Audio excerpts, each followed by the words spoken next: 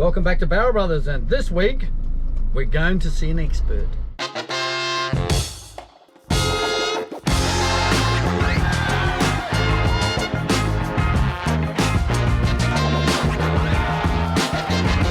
Well, that absolutely did not work.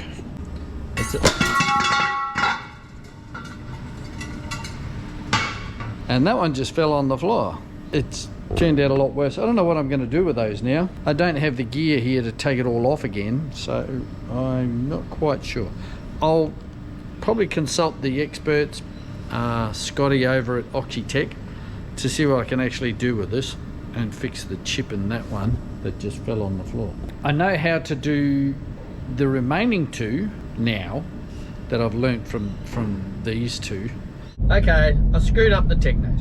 Not having the gear to sort them out anymore, namely my methylene chloride is all evaporated away, and even if I could dunk it in there, I've got no blaster to blast the rest of it off anyway. So I thought what I'll do is I'll go and see an expert, and the expert in this case is a mate of mine, Scott at Oxytech powder coating. So and they are suppliers, and they supply all the gear, and they do some powder coating themselves, but like, he's done this for years and years and years. He knows what he's talking about. So I thought what I'll do, I gave him a call. I said, help me, Scotty.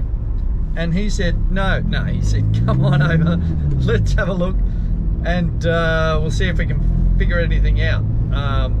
Yeah, so this should be interesting.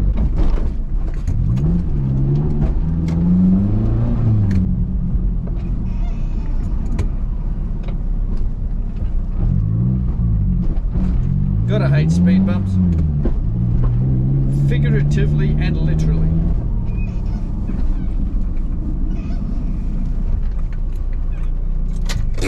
Okay, I'll go inside, see if we can stir up the big guy.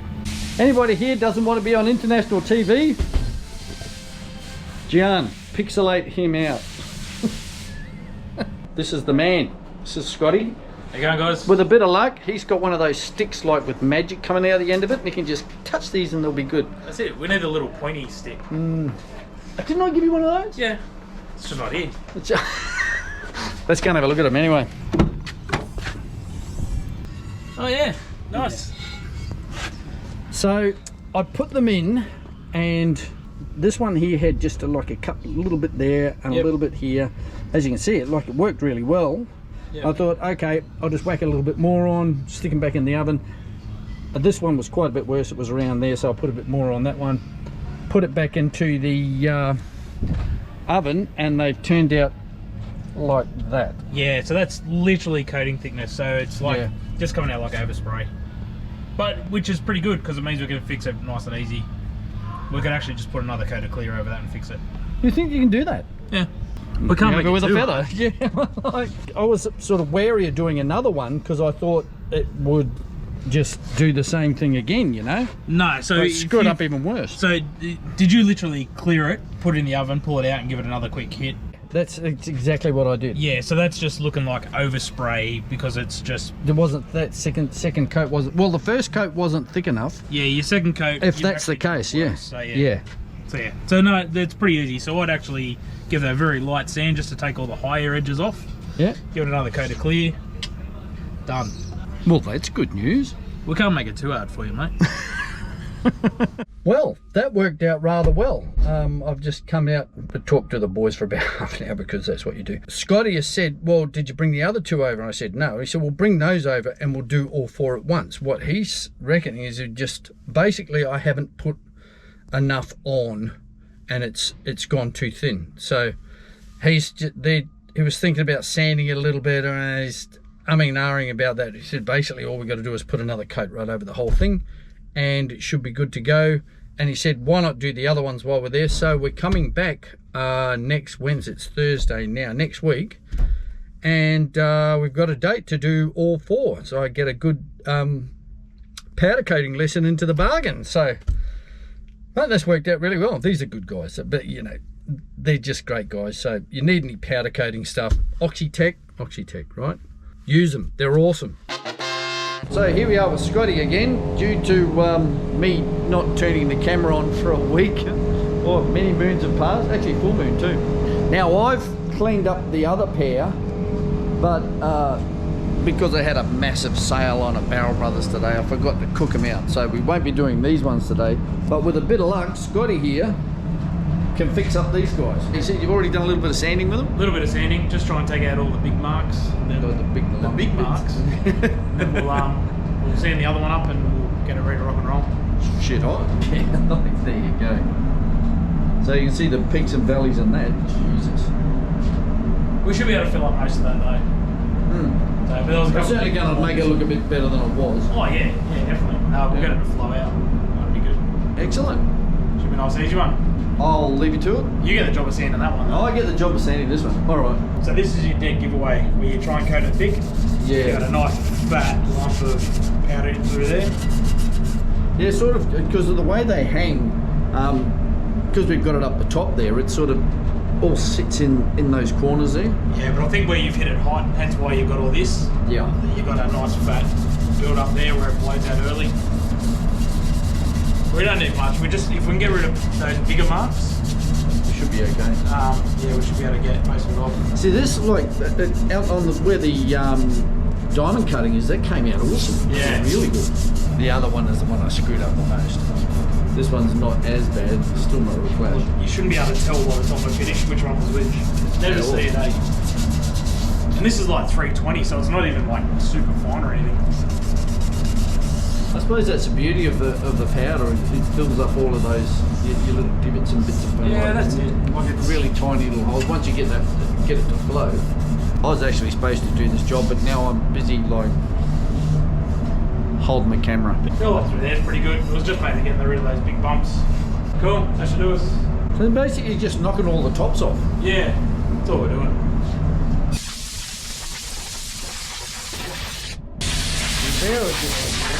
So good. The swivels, yeah. Alright, I'm going to throw my mask on. Excellent. Okay. I'm having to work so hard for this. In case you guys didn't realise it, Scotty here sells all this stuff, all the gear, like the ovens.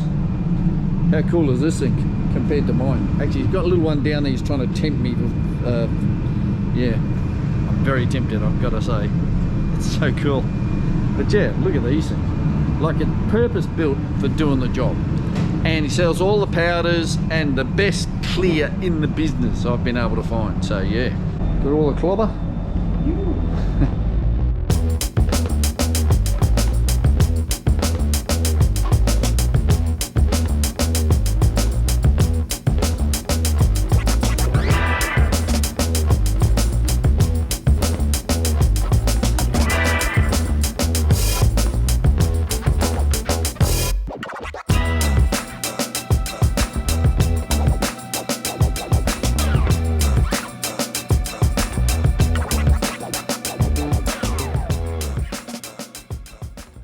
Set and forget. Look at that. You can actually see it happening. I suppose you can't have lights in there, it'd kill them, wouldn't That's it? exactly right. We can put lights on the Bright outside. light. But a single coat like that will come out perfect. Yeah, well that's because that's basically got those two got nothing on them. Yeah. Yeah. But it's easier doing them cold like this and then giving them a dust coat once they come out of the oven rather than trying to coat them hot. Because at least this way you can actually get into all the corners. Whereas if it's hot, everything you touch melts straight away. Yeah. This way you can actually use the charge to get into all the tight areas without overloading. See, I think that's the problem with my setup. It's just not big enough to do to really get in there. So I'm not getting enough charge into it. Yeah, and yeah, if you're relying more on heat, well, there's a lot of guys that will powder coat just with temperature. Yeah. But yeah, it just causes too many issues. It's easier using the charge first, and then a bit of heat if you need it afterwards. Easy. Thanks again. The clear's pretty forgiving though. Like it tends to flow out. Well, that's it. I love your clear. It's just the best stuff. Got my fingers crossed for these guys. Be fine, mate. Be fine. So fun actually watching it happen. I've never seen it happen before. That's so cool. The choice of having windows. No windows in mine, no. Windows, a gift from the gods. While we're waiting, I'll show you these this other oven that is very tempting. Look at that, you can just smack 2 wheels in there. Ooh, it's so nice, it's got a window and everything. Much want, but I can't quite justify it at the moment, but we'll see. Mind you, Scotty's a good arm twister, so you never know what's going to happen. It's awesome watching it. So cool. So, like a wheel roughly this size, how long would you put that in for? So I'll put it on a 28-minute cycle. Okay. Mainly just for the centre, because it's a bit thicker. Yeah. But it's pretty good because we're only at 205, which will give us 200 inside. So we're not going over temp, and that's what normally burns it. Is it fries them? Yeah. What's well, this stuff in particular is usually about 200 degrees. 200 degrees, yeah. So it's been there 5 minutes at 200. At so 200 when degrees. The oven temperature is at 200. So the powder at the moment is pretty much just going through its melt stage, where it goes from being a powder to get nice and hot and actually flowing out. So it'll go through a flow stage before it starts curing and setting in its final position. Okay. So this is cross-linked, isn't it? So once you melt it once, and you can't really melt it again. Yeah. So it gets to the point where the part A and the part B of the powder sit there and mix. The resin cross-links together. Okay. You being a plastics expert should know that. Yeah. So yeah. So it'll. Well, most of the out. stuff we do is thermoplastic, so we don't really. That's all just deal with cross-linked stuff, because let it go off on the barrel, you're going to pull your barrel apart. Well, this is So this is known as thermoset powder coating. Thermoset, yeah. So it'll cross-link, harden. So yeah, but that's all after it's done its gel stage or its flow stage. And then once it starts cross-linking, it'll be the nice, hard, smooth, glossy finish that we'll hope it'll be. So it's we've got to get the metal temperature up too, don't we, with the alloy? Yeah. So this is all your cure cycles are all based off metal temperature. So okay. The heavier the material, the longer it's going to be in the oven to compensate for it. So because the center of the wheel is the thickest part, that's what we need to get to temperature. So we're basing. So lips and barrels are actually quite thin, but and you'll see those in the video where they'll be the ones that melt first, and the center will still be white. So this is now waiting for that center to melt off, which it's you can already see your gold underneath. Yeah, it's doing really well. So it's working well. Yeah, no, I reckon we should be able to save these. Shit on, because I really didn't want to take it all off. You love the polish. No, mate. Well, I haven't got my polisher anymore. That's just it. Oh, I haven't got my polisher. I haven't got anything. These are your polishers now. Have it? Yeah. My 2 hands, and I hate working. So look at that. Look at the center already. That looks really good.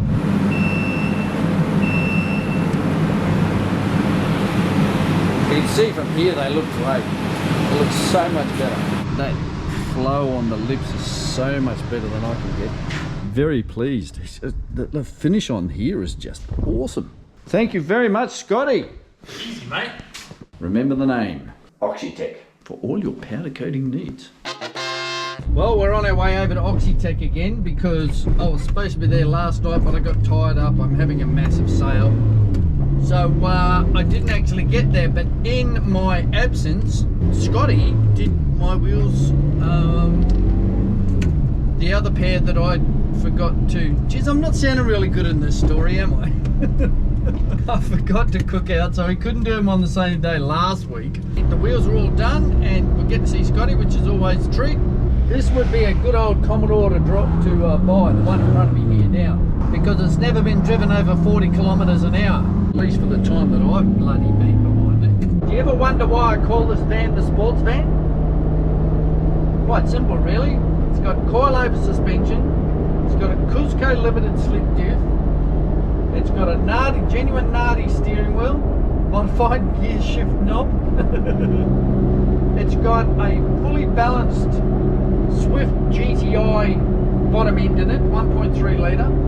We couldn't fit the twin cam head on it because it lives under the seat, and there's the thing, front wheels are there, back wheels are there, motor is under my bum, so it's mid-engine, so it's a sports van.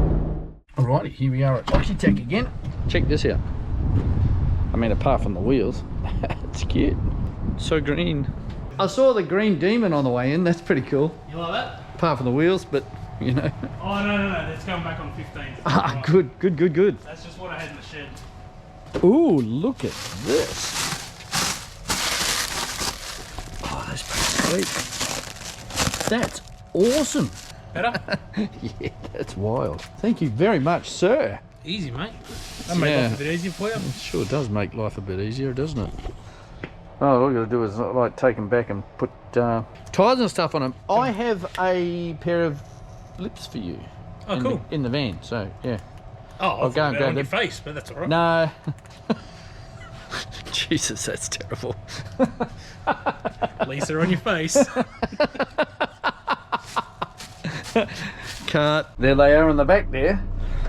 All I got to do now is get them back to the factory and do the final assembly on them.